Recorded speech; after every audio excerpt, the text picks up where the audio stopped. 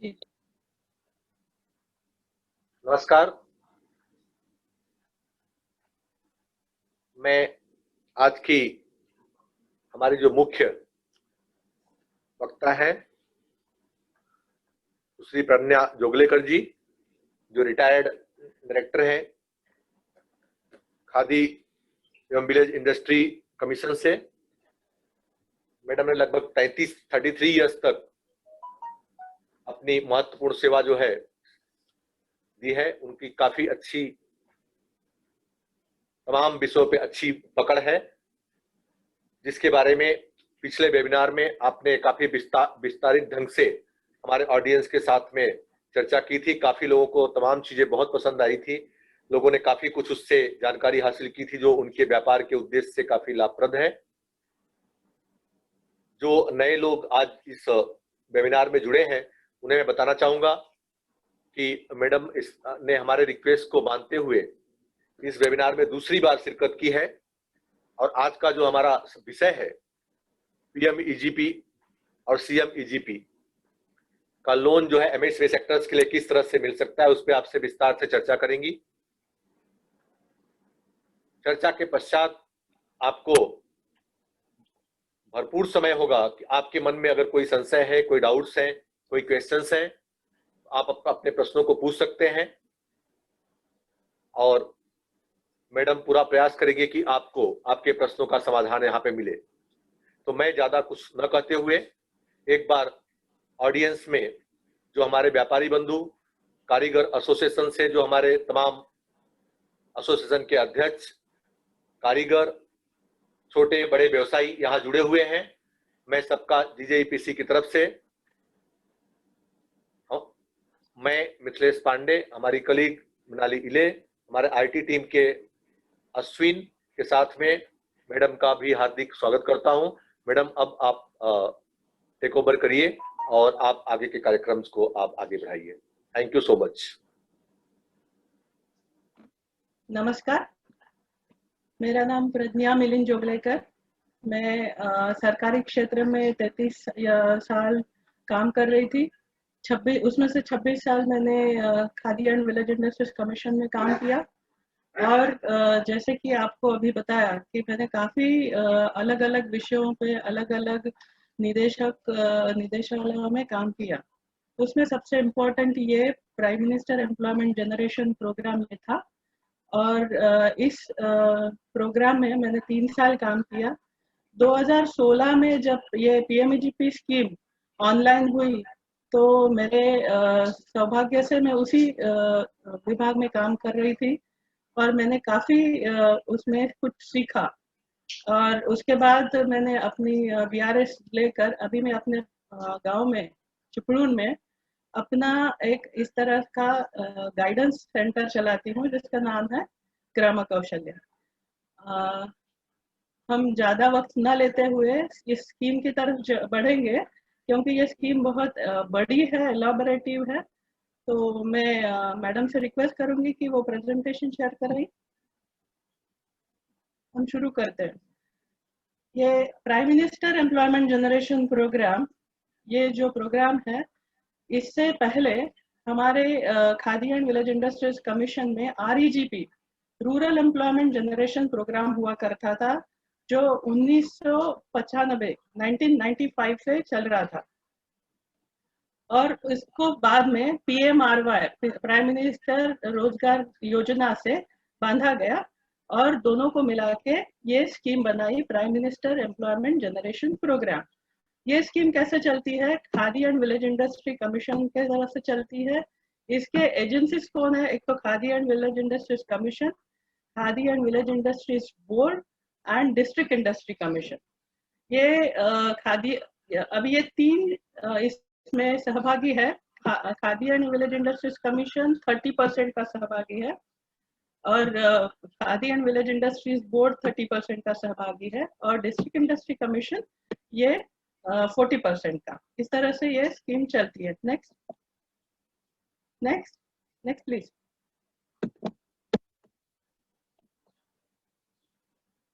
हाँ, इस स्कीम के ऑब्जेक्टिव ऐसे है कि जो फर्स्ट जनरेशन के कोई भी कारागिर है, उनको मदद करना। आपको पता है हम सारे एजुकेशन लेते हैं, हम सारे सीखते हैं, लेकिन हमारे कोई भी स्कूल में अब तक किस तरह से हम व्यापार करें या किस तरह से हम अपना खुद का कोई काम करें, इसकी शिक्षा नहीं दी जाती। तो इसका ये मतलब है कि हमने ये अगर शुरू करना है तो कैसे करें। तो फर्स्ट जनरेशन जो एंटरप्रेन्योर्स है उनके लिए ये स्कीम है, और जो छोटे छोटे कारीगर है, जो कलाएं लुप्त होने जा रही है, उनको कैसे संजोगे, उसके लिए ये स्कीम बनाई गई है। ये स्कीम एक एक कुटुंब में या एक फैमिली में एक को ही मिलती है। इससे ये भी इनका ऑब्जेक्टिव है कि उनकी जो वेज अर्निंग कैपेसिटी है वो भी बढ़े। नेक्स्ट,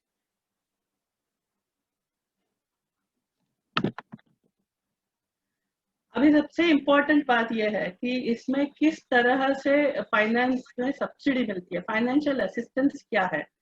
तो ये आप देखेंगे ये स्कीम में सबसे पहले जनरल और स्पेशल दो कैटेगरीज आप देख रहे हैं। आप यहाँ कैटेगरीज ऑफ बेनिफिशियरीज में, और आगे आप देखते हैं कि बेनिफिशियरीज का कंट्रीब्यूशन कैसा रहेगा और रेट ऑफ सब्सिडी कैसे है। तो ये एरिया दो रहते हैं, एक अर्बन में भी एक स्कीम चलती है और रूरल में भी चलती है। अगर जनरल कैटेगरी में कोई है तो उसका ओन कंट्रीब्यूशन, मतलब कोई भी आप लोन लेते हैं तो आपका खुद का कुछ कंट्रीब्यूशन उसमें रहता है, कैश इन्वेस्टमेंट रहती है, उसको ओन कंट्रीब्यूशन बोलते हैं। तो जनरल कैटेगरी के लिए ये 10% है, और इस पर सब्सिडी जो आती है वो 15% आती है अर्बन के लिए, और रूरल के लिए आती है 25%। और स्पेशल कैटेगरी मतलब क्या, SC ST OBC, minorities, women, ex serviceman, physically handicap, and north eastern area में जो है उनके लिए है। तो ये बेनिफिशियरी के लिए यहाँ 5% ओन कॉन्ट्रीब्यूशन जमा करना होता है, और ये जो सब्सिडी इनके लिए रहती है अर्बन में 25% और रूरल में 35%।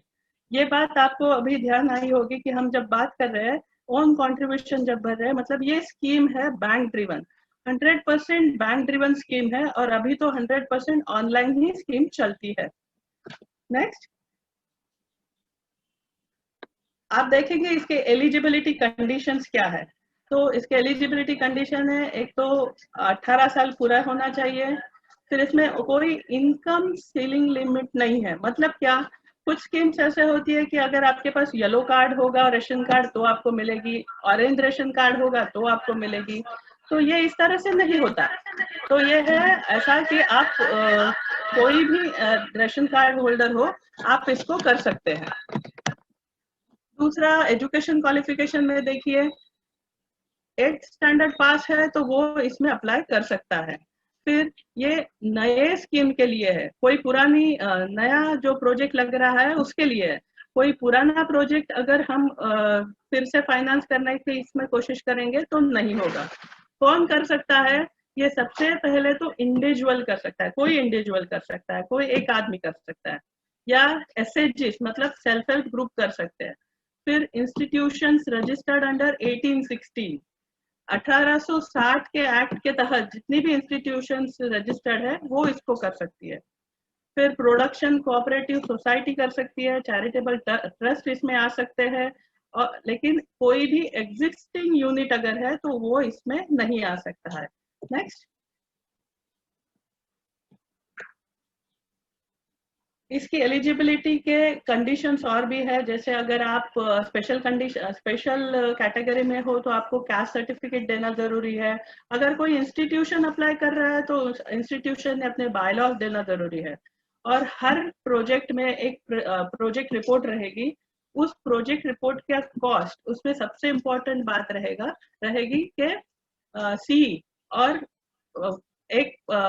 एक साल का वर्किंग कैपिटल का प्रोविजन उन्होंने रखना चाहिए। कॉस्ट ऑफ लैंड इसमें प्रोजेक्ट कॉस्ट में इंक्लूड होना ही चाहिए। Activity should not be in the negative list. ये निगेटिव लिस्ट जो बात है वो ऐसे है कि इस स्कीम में क्या करना चाहिए ये नहीं बताया, क्या नहीं करना चाहिए ये इसके लिए एक लिस्ट ये बताई जाती है, जिसमें कल्टीवेशन होता है, या तो फिर आप जो भी एनवायरमेंट हैजार्ड्स, मतलब वातावरण को जो दूषित करे ऐसे कोई बात हो तो वो नहीं कर सकते।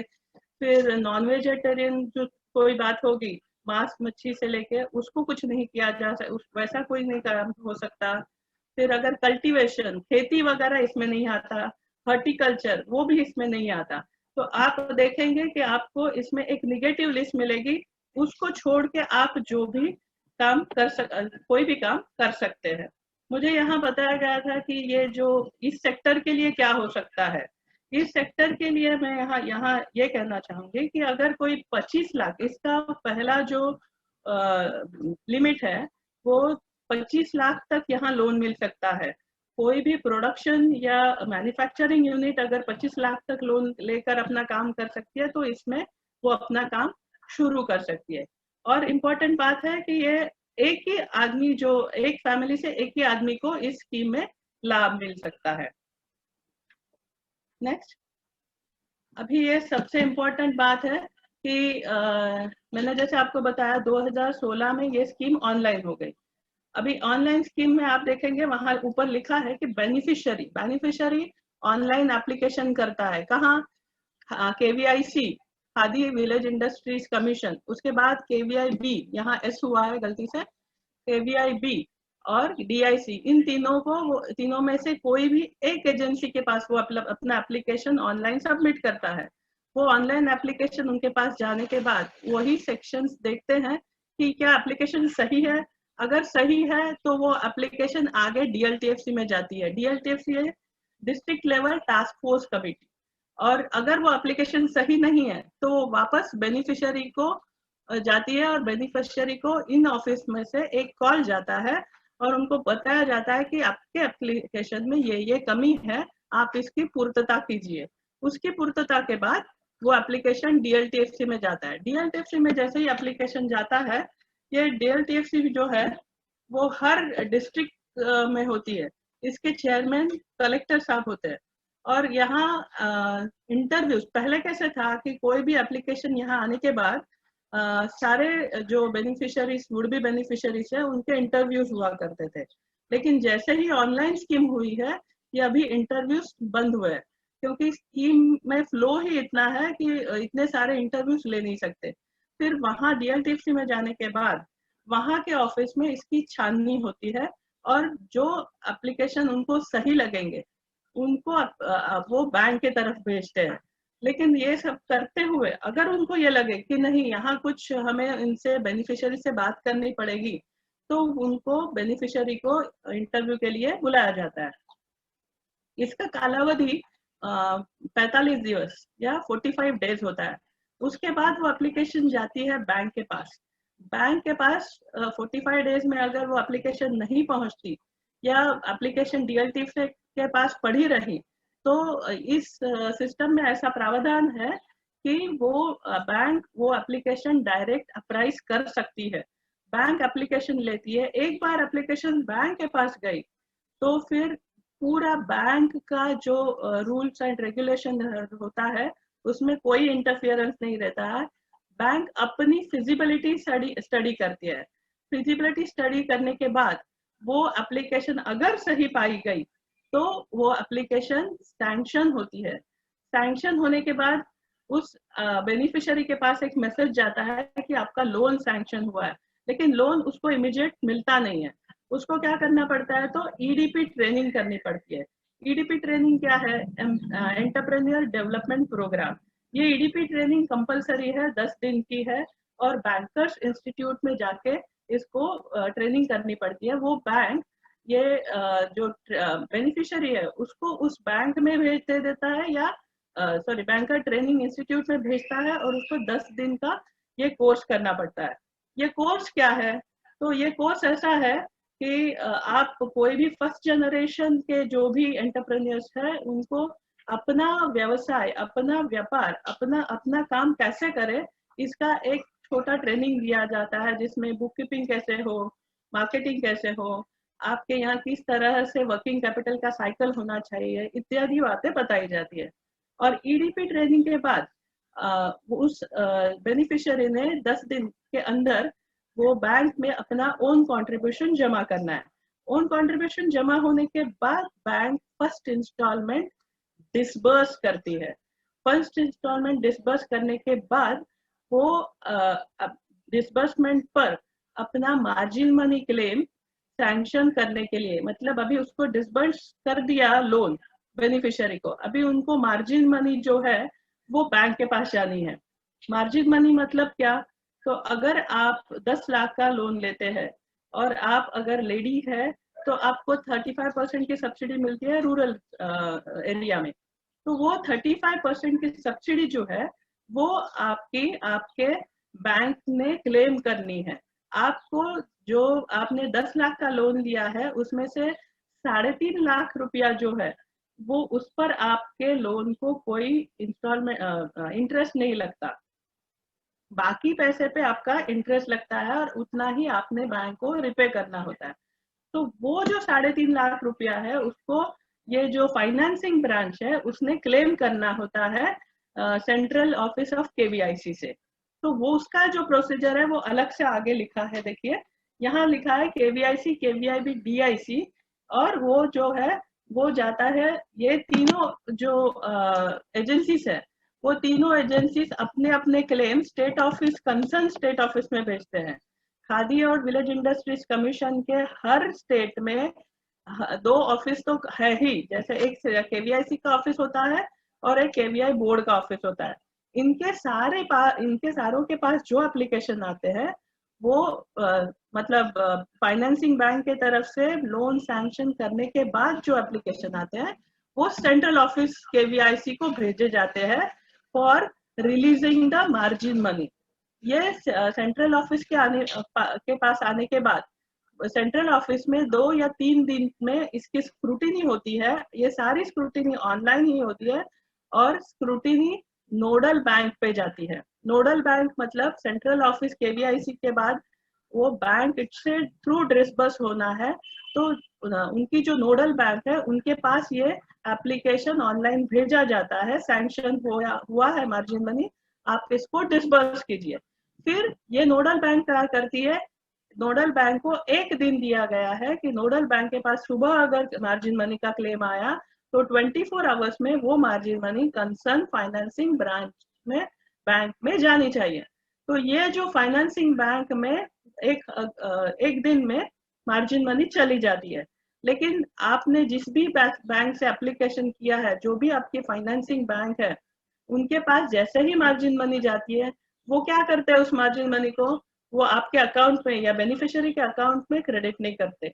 वो क्या करते हैं, एफडी बना के उसको अलग से रखते हैं और आपको लोन दिया जाता है। आपका जो ये लोन है ये 3 साल तक का उसको एक प्रावधान दिया है कि आपका जो कारोबार है वो चलता रहेगा।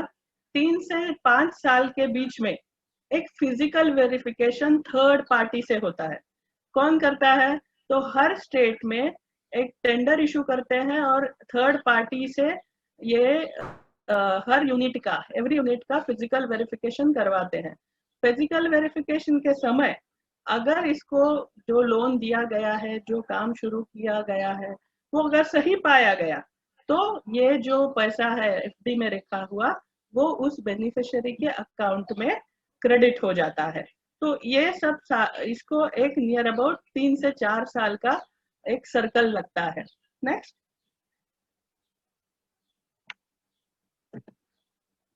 मैडम, नेक्स्ट देखिए।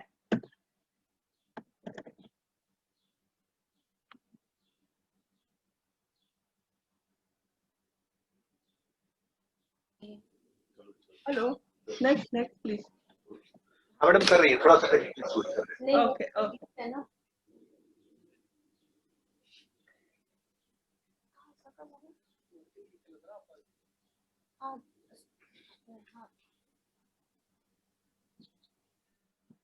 ये इसके बाद हम देख रहे हैं सीएमईजीपी स्कीम। जैसे हमने देखा था ये prime minister employment generation programme पहली स्कीम थी, अभी ये है chief minister employment generation programme. PMEGP विभाग में काम करते हुए मेरे ये भी ध्यान में आया कि काफी सारे अलग अदर स्टेट्स में जैसे गुजरात है, राजस्थान में अपनी अपनी सीएमईजीपी स्कीम चलती थी। महाराष्ट्र में अब तक नहीं चल रही थी, गए लास्ट ईयर तक नहीं चल रही थी, अभी ये CMEGP स्कीम यहाँ शुरू की है। इसमें क्या फर्क है हम देखेंगे। स्कीम नियर अबाउट सिमिलर है। इसमें जो है कि लोन लिमिट है वो 1 to 50 lakhs का है, और इसके एलिजिबिलिटी क्राइटेरियास है कि इसमें एज लिमिट दिया हुआ है 18 साल से 45 साल, और 45 साल किसके लिए है? SC ST women's, ex army, इनको 50 इयर्स तक छूट दी हुई है। फिर एजुकेशन की जो एलिजिबिलिटी है वो कैसे है? अगर प्रोजेक्ट कॉस्ट 10 लाख है और से 25 लाख तक है तो 7वीं पास तक होना चाहिए, और प्रोजेक्ट कॉस्ट 25 लाख से 50 लाख है तो 10वीं पास होना चाहिए। मैन्युफैक्चरिंग इंडस्ट्री अगर है आपकी तो प्रोजेक्ट कॉस्ट की लिमिट कितनी है? 50 लाख, और सर्विस इंडस्ट्री है तो प्रोजेक्ट कॉस्ट की लिमिट है 10 lakh. Okay, next. Manufacturing industry and service industry का अंतर थोड़ा मैं बता दूं।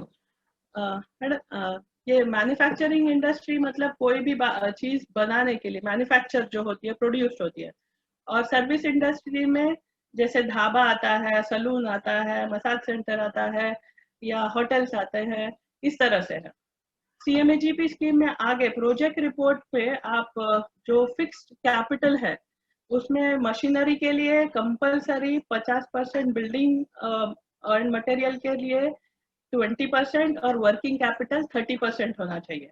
इसमें देखिए वही सिमिलर है, ओन कंट्रीब्यूशन 5 to 10% है, और सब्सिडी लिमिट 15% to 35% है। लेकिन ये अभी महाराष्ट्र गवर्नमेंट की स्कीम होने के वजह से इसमें इन्होंने एक कॉलम रखा है कि आपको मराठी भाषा आनी चाहिए। और यहाँ डॉक्यूमेंट्स क्या रिक्वायर्ड है? तो पासपोर्ट साइज फोटो 2 चाहिए, आधार कार्ड चाहिए, बर्थ सर्टिफिकेट चाहिए, एजुकेशन सर्टिफिकेट, अंडरटेकिंग चाहिए बेनिफिशियरी से, और प्रोजेक्ट रिपोर्ट और पॉपुलेशन सर्टिफिकेट। पॉपुलेशन सर्टिफिकेट का जो ये कंसेप्ट है वो मैं आपको एक्सप्लेन करूं। पॉपुलेशन सर्टिफिकेट मतलब ये स्कीम वैसे तो गांव के लिए ज्यादा है, उसके वजह से ग्राम पंचायत से एक सर्टिफिकेट लगता है कि इस गांव की लोक संख्या इतनी है। तो 20,000 के नीचे अगर गांव की लोक संख्या है तो हम उसको गांव कहते हैं, या तो फिर रेवेन्यू ऑफिस के तहत जो गांव करके कंसेप्ट उन्होंने डिफाइन किया होगा उसके अकॉर्डिंगली वो गांव कहलाता है। बैंक लोन कैसा होता है? 60 to 80% बैंक लोन मिलता है, मतलब आपने 100 रुपये का 100 रुपये का लोन मांगा है तो 60 से 80% आपको मिलेगा। 30% वुमेन के लिए और 20% SC ST के लिए कंपलसरी उनको बैंक लोन देना ही है। नेक्स्ट, ये आपको थोड़ा डिफरेंस बता देंगे PMEGP और CMEGP में क्या हो रहा है। प्रोजेक्ट कॉस्ट आप देखेंगे कि PMEGP में 25 लाख तक हमें लोन मिल सकता है, CMEGP में 50 लाख तक मिलता है। लेकिन अभी हाल ही में गए साल से PMEGP में सेकेंड डोज शुरू किया है जो 1 करोड़ तक जाता है, लेकिन CMEGP में ऐसा कोई प्रावधान नहीं है। लैंग्वेज कौन सी कंपलसरी है? तो PMEGP नेशनल लेवल की स्कीम है, इसीलिए कोई भी हमारे हर स्टेट की भाषा के लोग इसको कर सकते हैं, लेकिन CMEGP मराठी लोग ही कर सकते हैं जो महाराष्ट्र में है। मराठी मतलब जो महाराष्ट्र में रहते हैं, जो मराठी लिख सकते हैं, बोल सकते हैं। सब्सिडी फॉर लेडीज कैसे रहेगी? तो 35% प्रोजेक्ट कॉस्ट है उतनी रहेगी, और 30% CMEGP में रहेगी। सब्सिडी फॉर SC ST कैसे है? तो वो 35% PMEGP में है, 20% CMEGP में है। अभी एक्टिविटीज कैन बी कवर्ड, मतलब क्या काम आप इसमें ले सकते हैं। तो मैंने जैसे पहले ही बताया कि निगेटिव लिस्ट PMEGP में पब्लिश होती है, और निगेटिव लिस्ट में जो भी बात आ रही है उसको आपने नहीं करना है, लेकिन निगेटिव लिस्ट छोड़ के जो भी बात है उसको आप, जो भी व्यापार है या कारोबार है या एक्टिविटी आप कर सकते हैं। CMEGP में उन्होंने 87 एक्टिविटीज की लिस्ट पब्लिश की हुई है, तो आपको उसमें ही रहना है। और ये PMEGP ये नेशनल लेवल का प्रोग्राम है और CMEGP स्टेट लेवल का, ये तो है ही। नेक्स्ट,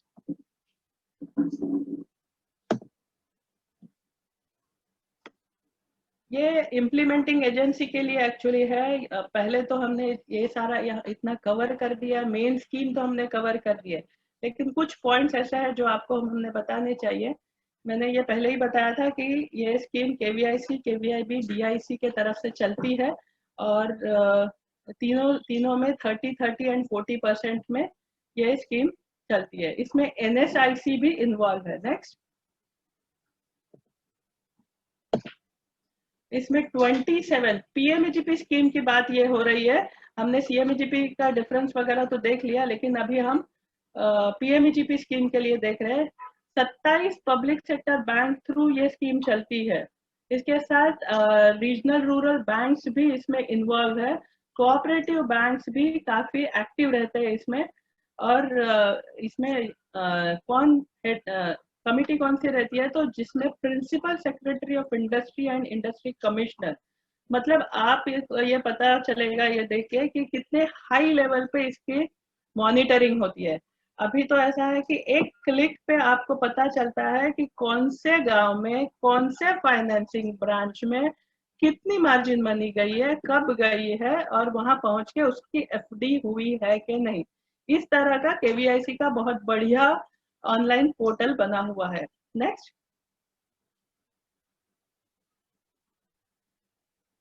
अभी आप बोलोगे कि हम ये कैसे करें, हमें अगर बेनिफिशियरी बनना है तो हम क्या करें।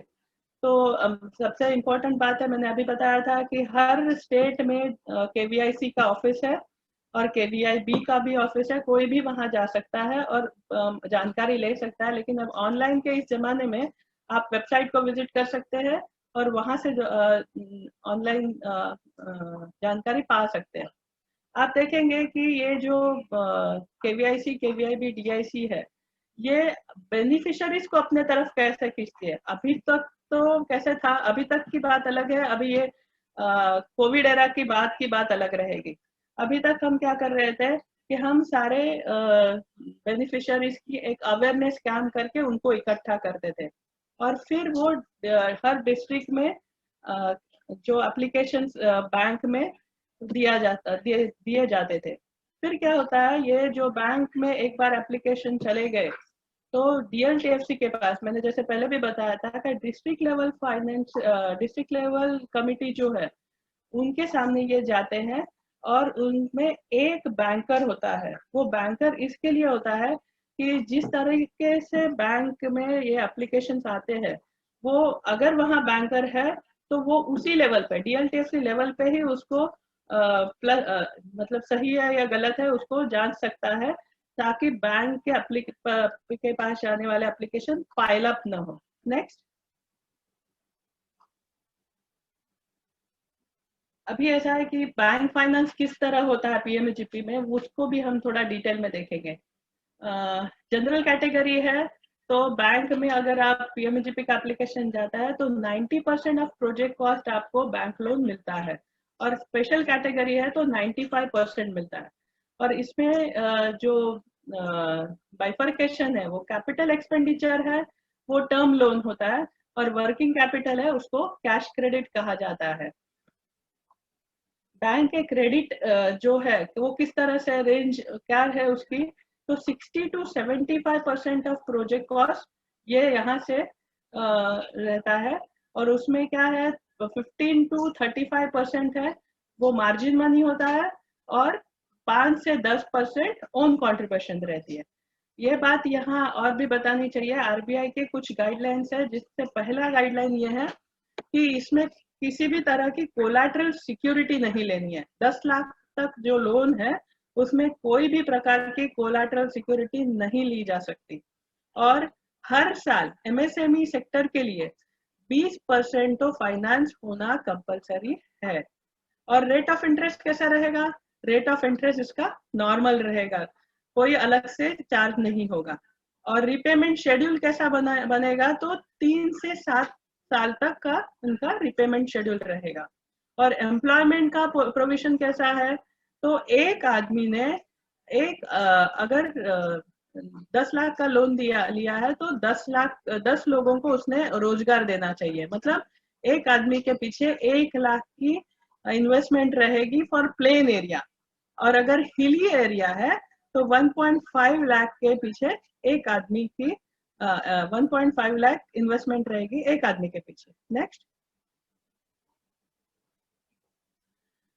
ये तो बात मैंने अभी आपको बताई थी कि 20,000 का जो लोक संख्या होगी उसको हम गांव कहते हैं, रूरल एरिया कहते हैं। फिर एक 2016 से ये ऑनलाइन हो गई स्कीम, और जैसे ही आप एप्लीकेशन सबमिट करते हैं आपको यूजर आईडी और पासवर्ड मिलता है, ऑनलाइन ही मिलता है, और आपका एप्लीकेशन सबमिट होता है तो एप्लीकेंट आईडी मिलता है। तो ये दोनों आईडी को लेके आप अपना जो एप्लीकेशन कहाँ है, कितने दिन से है, ये ढूंढ सकते हैं। आप अगर पीएमईजीपी साइट विजिट करोगे, वेबसाइट विजिट करोगे, उसमें काफी सारे आसान तरीके से बताया गया है कि एप्लीकेशन आप कैसे फाइल करेंगे। आपके एफएक्यूज मतलब फ्रीक्वेंट आस्क्ड क्वेश्चंस भी लिखे हुए हैं, और कौन से प्रोजेक्ट आप करने हैं उनकी नियर अबाउट 200 से 300 प्रोजेक्ट रिपोर्ट की लिस्ट रखी है, जिससे आप अपना प्रोजेक्ट खुद बना सकते हैं। अभी पीएमईजीपी स्कीम में क्या क्या लगता है, तो caste certificate, special category certificate, rural area certificate, project report, education qualification का सर्टिफिकेट, ईडीपी का सर्टिफिकेट, और स्किल डेवलपमेंट ट्रेनिंग सेंटर से अगर कोई ट्रेनिंग लिया है तो उसका सर्टिफिकेट। नेक्स्ट,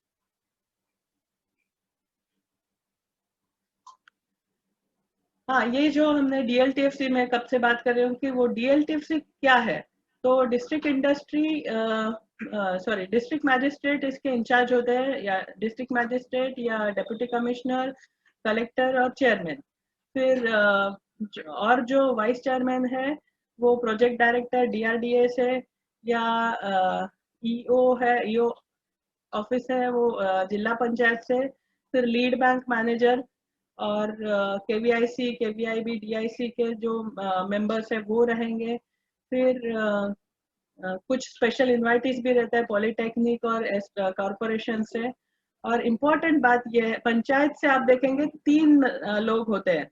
पंचायत रिप्रेजेंटेटिव मतलब हर गांव की जो स्तर पे काम होता है वो सही है या नहीं, वो बात के लिए 3 लोग पंचायत से होते हैं।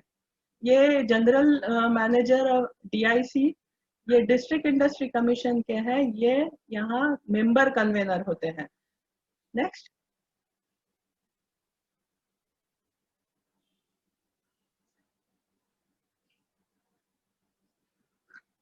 अभी मैंने आपको ये बता दिया, काफी सारी बातें मैंने इससे पहले ही कवर की है कि there shall be no interviews in DLTFC, और 45 डेज में उसको डीएलटीएफसी ने क्लियर करना है। फिर कोलैटरल सिक्योरिटी हमने देखी, वो कोलैटरल सिक्योरिटी 10 लाख तक नहीं ले सकते। उसके बाद निगेटिव लिस्ट के बैंक क्या देखती है, बैंक की टेक्निकल फिजिबिलिटी होती है, उसमें इम्पोर्टेंट बात देखिए ये रहता है कि इंडस्ट्री वाइज वो आउट ऑफ नेगेटिव लिस्ट है ना, इसकी पर कैपिटा इन्वेस्टमेंट सही है ना, ओन कंट्रीब्यूशन सही है ना, और रूरल एरिया में ही आ रहा है ना, और डीएलटीएफ से अप्रूव्ड हुआ है कि नहीं, ये सबसे पहले बैंक देखती है तो ही आगे काम करती है। नेक्स्ट, ये मार्जिन मनी वैलिडेशन प्रोसीजर जो मैंने अभी आपको समझाया था कि केवीआईसी को केवीआईसी सेंट्रल ऑफिस में ये जो एप्लीकेशन मार्जिन मनी सेटलमेंट के लिए आती है वो 2 दिन में सेटल करनी है। उसके बाद 24 आवर्स में नोडल बैंक सेटल करती है। ये भी मैंने आपको बताया कि बैंक ने सैंक्शन करना है, रिजेक्ट करना है, ये पूरा बैंक का अधिकार रहता है। और जो भी वो सैंक्शन करेंगे, रिजेक्ट करते, एक लेटर बेनिफिशियरी को जाता है, ऑनलाइन कारभार चल रहा है, ये एक लेटर बेनिफिशियरी को जाता है, एक आरसेटी मतलब बैंकर इंस्टीट्यूट को जाता है, और एक कंसर्न एजेंसी मतलब केवीआईसी, केवीआईबी, डीआईसी, इन तीनों में से किसी एक को जाता है। जैसे ही बैंक ये सैंक्शन करती है तो एप्लीकेंट को अपना जो ओन कंट्रीब्यूशन है उसको 10 दिन के अंदर बैंक में जमा करना कंपलसरी है। बैंक मार्जिन मनी का क्लेम तभी कर सकती है जब उसने फर्स्ट इंस्टॉलमेंट रिलीज किया हुआ है, और ये ऑटोमेटिकली चेक सिस्टम होता है।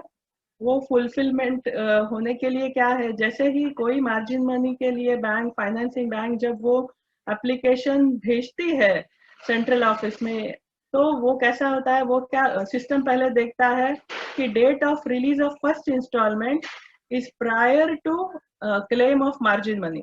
मतलब मार्जिन मनी क्लेम करने से पहले उसने डिसबर्समेंट किया है या नहीं। दूसरा, amount of first instalment should be more than margin money. मतलब यहाँ बैंक कोई गड़बड़ नहीं कर सकती कि कुछ पैसा, वेरी कम पैसा रिलीज करके ज्यादा मार्जिन मनी नहीं क्लेम करे। इसलिए ये प्रावधान है कि फर्स्ट इंस्टॉलमेंट उसने जितना दिया है वो मार्जिन मनी से ज्यादा हो, कम ना हो। नेक्स्ट,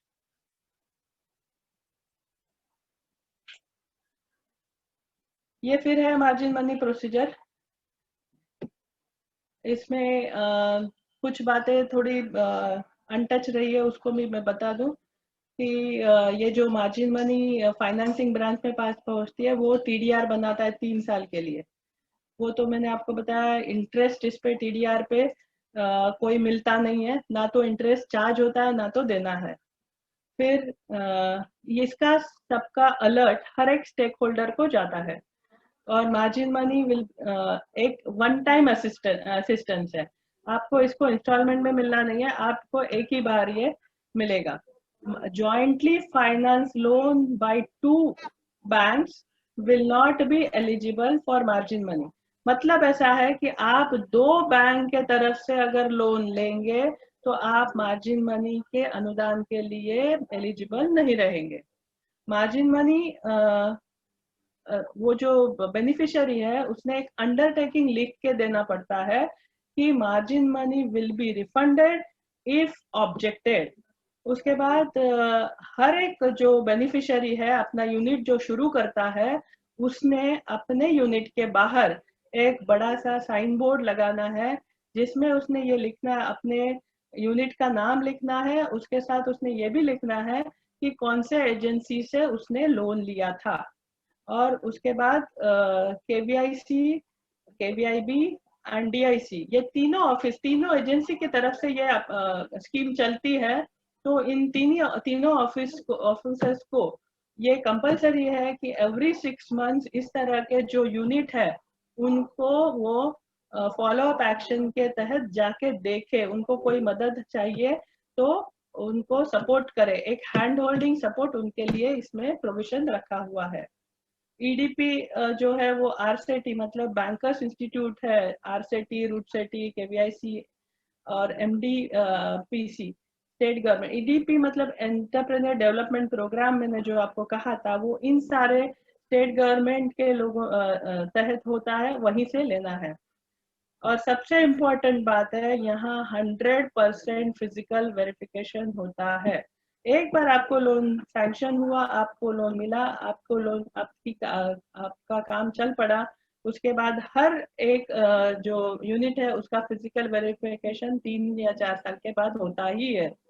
और सबसे इम्पोर्टेंट बात है कि यहाँ मार्केटिंग सपोर्ट भी दिया जाता है। कैसे दिया जाता है? केवीआईसी के पास अपना मार्केटिंग डिपार्टमेंट है। यहाँ district level, state level and national level के एग्जीबिशंस होते हैं। वहाँ अगर कुछ अच्छे इंस्टीट्यूशंस है, अच्छे यूनिट्स है, तो उनको इंटरनेशनल एग्जीबिशंस के लिए भी लेके जाया जाता है। उसके साथ प्रेसिडेंट अवार्ड के लिए भी उनको नॉमिनेशन होता है। केवीआईसी प्रेसिडेंट अवार्ड डिक्लेयर करती है और इतने सारे जो यूनिट्स है, लाखों यूनिट्स रहते हैं, उनके तरफ से वो अवार्ड मतलब उनको ये अवार्ड ले सकते हैं जो एलिजिबल रहेंगे। उसके बाद बायर और सेलर मीट भी अरेंज करता है केवीआईसी। उसके बाद अलग तरह के वर्कशॉप रखता है। केवीआईसी के ऑल ओवर इंडिया जितने भी सेल्स आउटलेट्स है उसमें आप मतलब पीएमएजीपी यूनिट्स के जो बेनिफिशियरीज है वो अपना प्रोडक्ट डिस्प्ले कर सकते हैं, सेल के लिए दे सकते हैं। Next, Ma'am, I think this is the last slide. Yeah, actually I wanted to share some examples. Can I? Sure. We have time, so you can share. Yeah, please. 1 minute. Should I close this like slides? Yeah.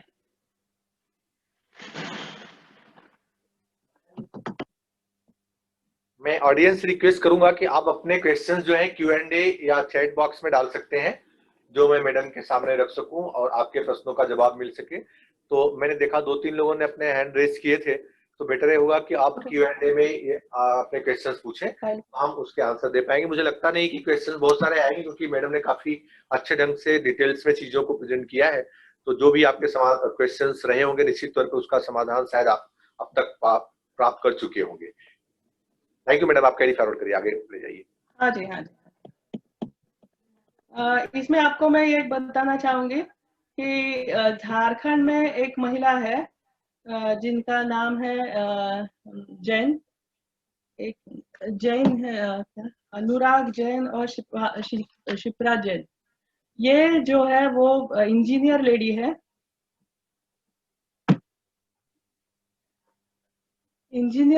और उन्होंने क्या किया कि वो नौकरी कर रही थी आईटी सेक्टर में, और आईटी सेक्टर में नौकरी करते करते उन्होंने ये सोचा कि हम कुछ अलग काम करेंगे। और अलग काम करेंगे मतलब क्या, उन्होंने सोप बनाना शुरू किया, हर्बल सोप वो बना रही है। और 55 वैरायटीज वो बनाती है, और सब जगह में नियर अबाउट 200 प्राइम शॉप में इनके ये जो हर्बल सोप्स है वो बिक रहे हैं। और दूसरा मैं आपको ये बताना चाहूंगी, ये दिख नहीं रहा, आपने नगेट्स देखे होंगे, नगेट्स आप सोचेंगे पीएमएजीपी क्या क्या कर सकता है, तो ये एक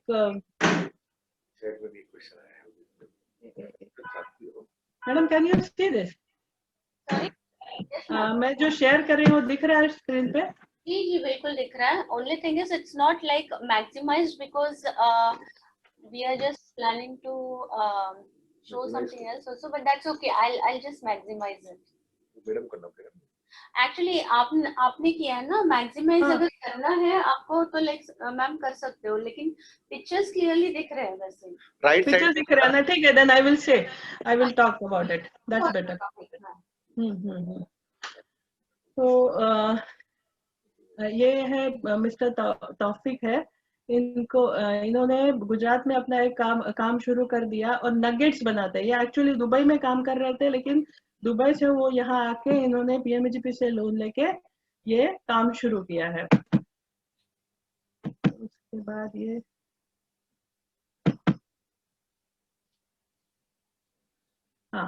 इसको ये है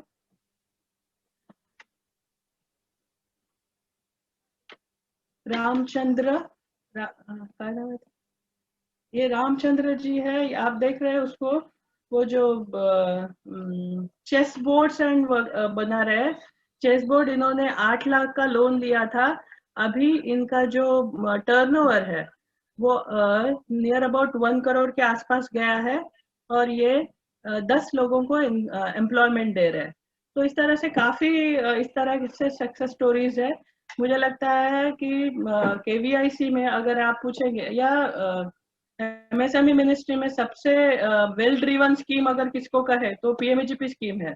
और इस पीएमजीपी स्कीम ने अब तक तो एम्प्लॉयमेंट जनरेशन में बहुत बड़ी फिगर टच किया, जैसे 35 लाख के आसपास उन्होंने अब तक तो एम्प्लॉयमेंट जनरेशन किया हुआ है। So I think I will stop here. कुछ क्वेश्चंस हैं जिसको कि मैडम अभी पूछेंगी, आप उसका आंसर दे पाएंगे तो बेटर होगा। मैम आप स्टॉप शेयर करिए screen so that it will be maximised. कौन सा क्या शेयर करूं? स्टॉप शेयर करिए, स्क्रीन बंद कर दीजिए आपका जो है। या हाँ बंद कर।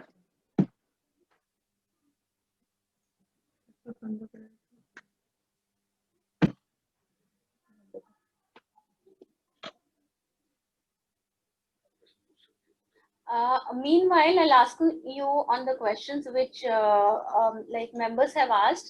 Ma'am, एक question आया है जहाँ पे पूछ रहे हैं member कि can we avail PMEGP loan for diamond jewelry manufacturing? मैंने यही कहा ना कि निगेटिव लिस्ट में अगर ये नहीं आता, ये अगर एनवायरमेंट हजार्ड नहीं क्रिएट कर रहा, तो आप उसको ले सकते हैं। और आपकी अगर जरूरत 25 लाख के आसपास है तो फर्स्ट इंस्टॉलमेंट पहले आप उसको छोटे पैमाने पे शुरू करेंगे। छोटे पैमाने पे शुरू करने के बाद आप सेकेंड डोज के लिए जा सकते हैं जो 1 करोड़ है। तो आपका जो आपकी जो एक्टिविटी है, I am not well versed with that activity, मतलब ये जो डायमंड सेक्टर में वो एनवायरमेंट हजार्ड क्रिएट करता है कि नहीं? मैडम बिल्कुल नहीं, एनवायरमेंट फ्री इस हजार्ड फ्री इंडस्ट्री है हमारी डायमंड इंडस्ट्री। अच्छा, फिर तो कर ले सकता है ना, ले सकता है, लेकिन 25 लाख का मैन्युफैक्चरिंग यूनिट आपको बनाना है, 25 लाख का आपका लिमिट रहेगा और 25 लाख तक आप ले सकते हैं। Next question है ma'am, can PMEGP scheme be applied with state scheme Gujarat? Meaning, can I claim state and central subsidy both? Come again please, I didn't get. Can PMEGP scheme be applied with state scheme Gujarat? Meaning, can I claim state and central subsidy both? Madam कुछ कहना चाहते हैं? No. Only one scheme you can take. One at a time. One at a time, yes. Yes, ma'am. No, not one at a time. Actually, आपको मालूम है bank में जो CIBIL report आती है ना, आपने जहां लोन दिया वो कहीं अगर आप आपने कुछ इंस्टॉलमेंट भरे नहीं है तो वो आपको पता चलता है, एंड वो नेक्स्ट लोन आपको मिलता नहीं है। सो सिमिलरली ऐसा है ना कि ऐसा है कि आपने एक स्कीम ली है तो आप दूसरा स्कीम नहीं ले सकते। So once they repay the loan, they are eligible for the next loan. Yeah. हो सकता है. Yeah. Yeah. And next question is, ma'am, where can we check the negative list? On website. On website. They update regularly.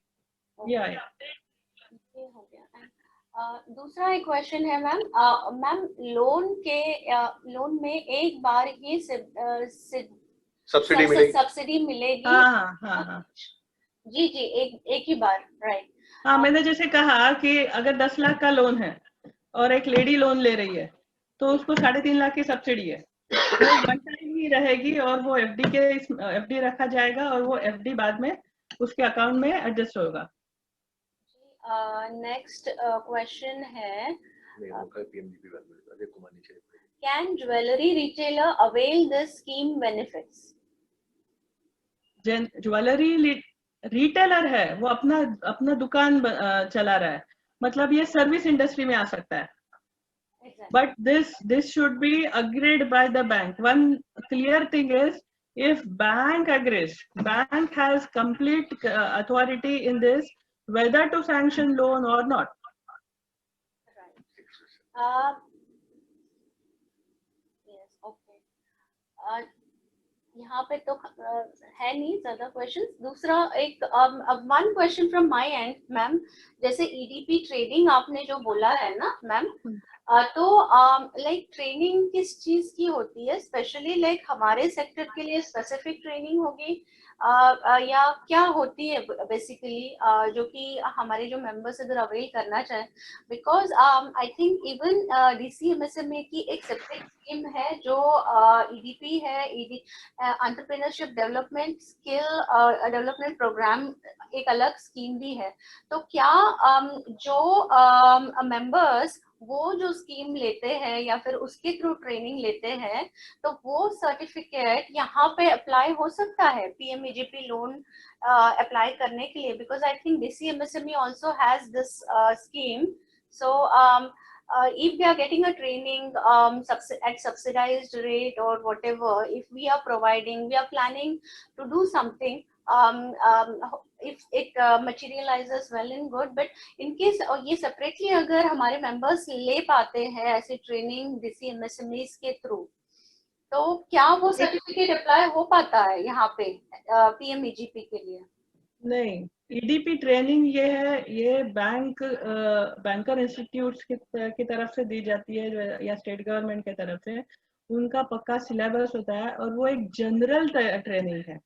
General training मतलब कोई भी कारोबार कैसे शुरू होगा, उसमें क्या क्या रिक्वायरमेंट रहेगी।